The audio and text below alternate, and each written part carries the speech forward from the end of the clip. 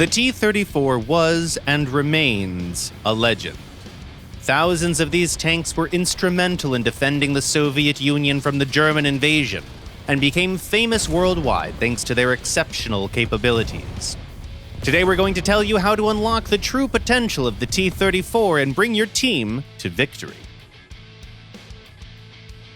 The T-34 features an armored hull with heavily sloped armor that is 40 to 45 millimeters thick. It can withstand hits by many guns that are often found in Rank 2 battles. For instance, it's capable of shrugging off hits by AP shells from the German 75mm KWK-37 or the 50mm KWK-39. At the same time, the Panzer IV's KWK-40 is already posing a pretty serious threat to the T-34, and Tigers and Panthers are simply deadly.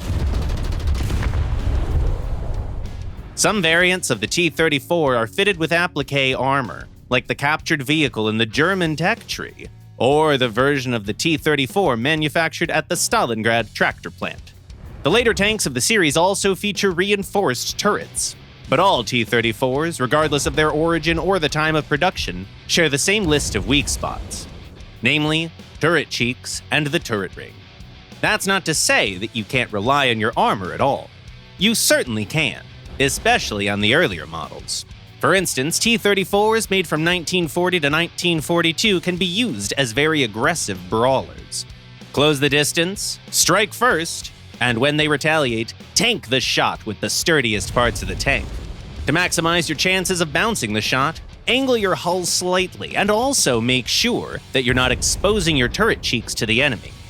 We also suggest that you should move a bit to the side right after the shot so that the enemy projectile hits your side armor. There are some other useful tricks as well. Your gun doesn't wobble that much on the move, which allows the T-34 to open fire almost immediately after stopping. In close combat, the tank is inferior only to vehicles with a gun stabilizer, like the Sherman. Furthermore, all vehicles of the series have access to powerful rounds with explosive filler. To deal maximum damage, just aim at the center of the fighting compartment. At the same time, all tanks of the series share the same weakness in the firepower department. Their guns have the typically bad Soviet depression, from -3 to -5 degrees. That's right, most of their opponents have twice as much.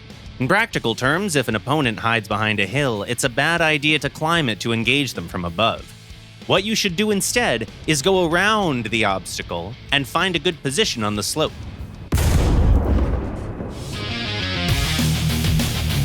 The main difference between older and newer models of the tank is their armament, and it's the main gun that determines the capabilities of the tank and its list of priority targets.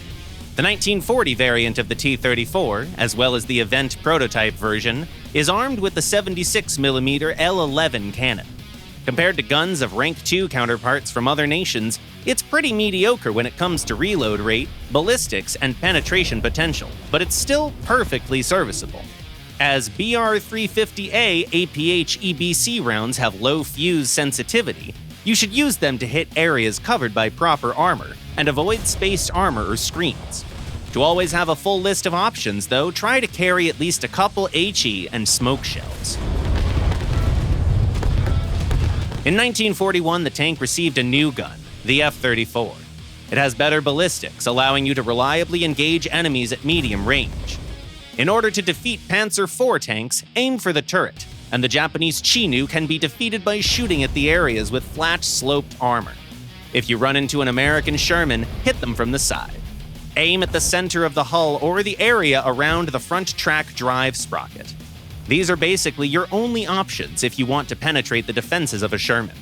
The same approach works against the British Churchill III and the Jagdpanzer IV tank destroyer. Finally, if you're up against an enemy KV or a T-34, we suggest that you should aim for the area next to the mantlet, or shoot to the turret ring to incapacitate the offensive capabilities of the tank. The next group of T-34 variants, armed with the ZIS-2 57mm gun, were only produced in small numbers. Their hull is virtually the same. What sets them apart from their predecessors is that APHE shells fired from their new gun follow a flatter trajectory, and the gun itself has excellent fire rate and great penetration. The upgunned tank can stand its ground even against German Panthers and win most engagements. Aim for the mantlet or the area under the turret. If instead of a Panther you run into a German feline of a different kind, that's no problem as well. You can destroy Tigers with a shot to the center of their hull.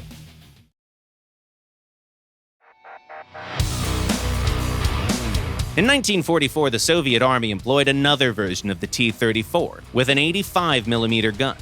As this generation of T-34s has to fight against tanks and some SPA-AGs that can easily deal with any kind of armor, you have to change your tactics.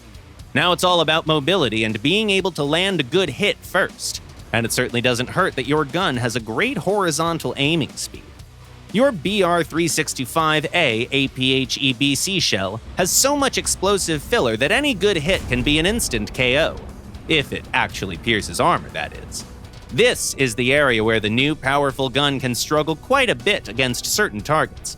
For example, the Sherman Jumbo and the Tiger II with a Henschel turret are practically impervious to your shots.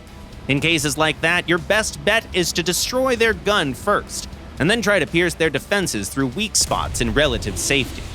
Another thing to remember is that the 85mm cannon takes quite a while to reload, so you have to make your shots count. Aim for the turret or the fighting compartment. The same can be said for most T-34 variants armed with the 85mm gun. Noteworthy examples include the Soviet T-35-85, armed with a D5T cannon, and the Chinese T-34-85 GAI, equipped with a DSHK heavy machine gun. The 85mm gun wasn't the most powerful armament a T-34 was armed with, though. There was also a unique experimental model armed with a 100mm LB-1 gun. In the game, it's a premium vehicle found at rank 4 of the Soviet tech tree. It has enough firepower to rival even the earliest MBTs, eliminate a King Tiger with a single shot to the turret front, and destroy an American T-29 with a single shot to the lower glacis plate. At the same time, it takes the gun 11 seconds to reload, even with a maxed-out crew, and it has an even more limited max depression aim, -3 degrees. Because of all that, the T-34-100 is best used as a tank destroyer of sorts. Engage your targets from afar, and be extra careful when trying to flank. The tanks of the T-34 family are extremely versatile. Experienced tankers can use them to achieve insane victories, and they're really good vehicles for newcomers to learn the ropes properly. Is there a T-34 variant that you particularly like? Tell us in the comments below.